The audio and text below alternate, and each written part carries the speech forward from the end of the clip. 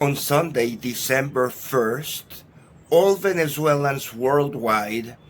and also within the country will perform a massive protest to make aware the international community that the International Criminal Court should produce a verdict concerning crimes against humanity of the Nicolás Maduro and Diosdado Cabello regime. The investigation has been going on for almost a decade,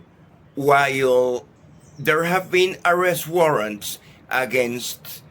Benjamin Netanyahu and Vladimir Putin. There has never been an arrest warrant for Nicolás Maduro, who clearly has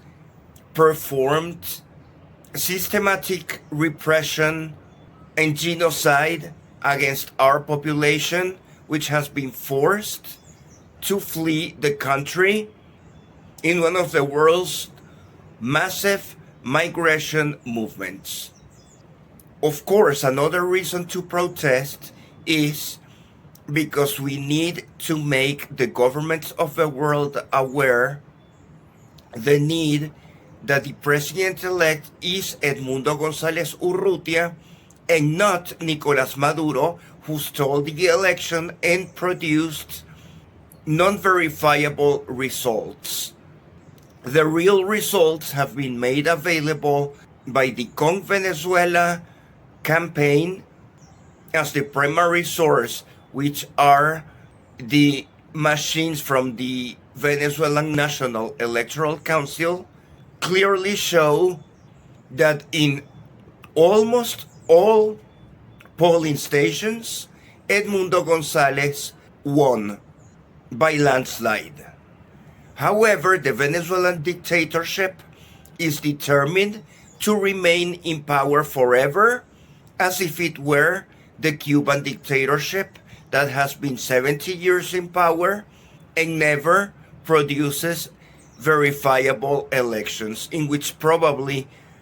would also win the opposition by a landslide, but the Cubans never have that opportunity. Nicaragua is also a country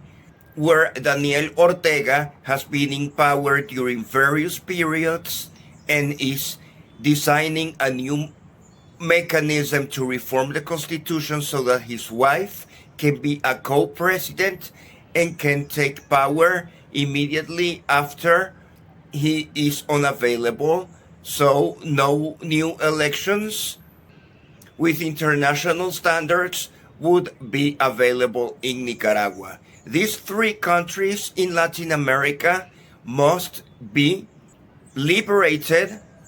and we need the international community led by the United States to promote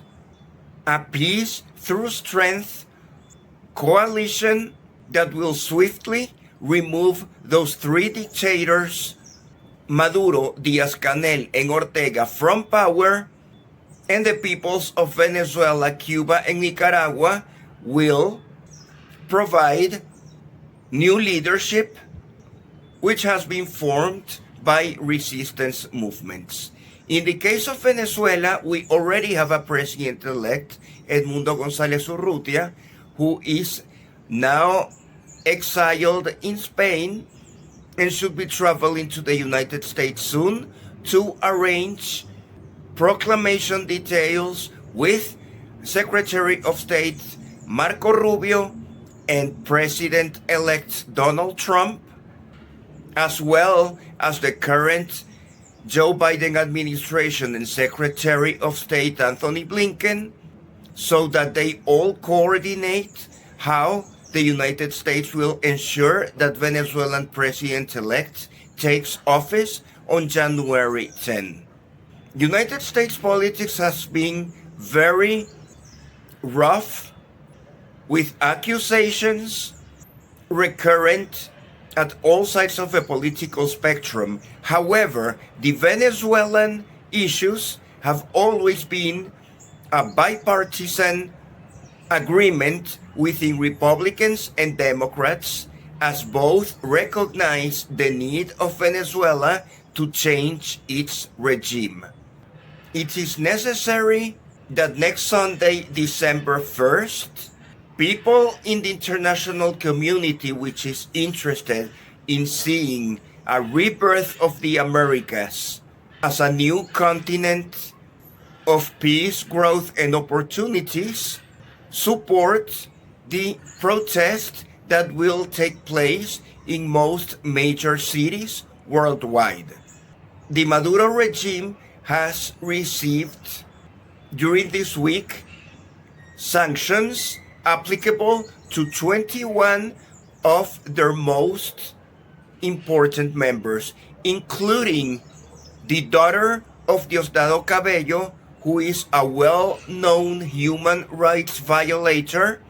who is trying to clean up his international image by promoting his daughter as an ambassador for exports. Fortunately, this move has been evaporated by sanctions from the United States to Daniela Cabello, who will no longer be able to export anything. Sanctions are designed to prohibit individual members of the dictatorial regime elite not to conduct any international business with the international financial community, and they are also subject to investigations for participating in the drug cartels, along with other criminals and terrorist organizations in Mexico, Colombia, and Bolivia. It will be interesting to see what will be the decision that the Chinese government will make. China initially recognized Maduro's fraud, but later Xi Jinping met Nicolás Maduro on a summit in Russia and spoke to him quickly during a few minutes. The Chinese do not seem to be interested in pouring funds to the Venezuelan regime. The international community must soon readdress the question on how to promote democracy more forcefully, because the way things are now, people in Iran, China, Russia, and several African countries have populations resigned to remain during many future generations oppressed by the power of dictatorial regimes which are very corrupt. While new government of Donald Trump will take away many sources of corruption in the United States and some parts of the world, it is necessary that other countries follow suit and local initiatives of freedom and free market emerge in various countries in the world, so that the narrative of nationalistic, militaristic dictatorships can fade away, just as Nicolás Maduro regime is about to be ousted. We hope that with the ousting of Nicolás Maduro early in 2025, when the United States, the European Union, and Latin American countries will force the regime to negotiate its exit, otherwise it would be deposed, similar actions must also take place in other countries oppressed by dictatorship, so that the whole planet can benefit from democracy and free market economics.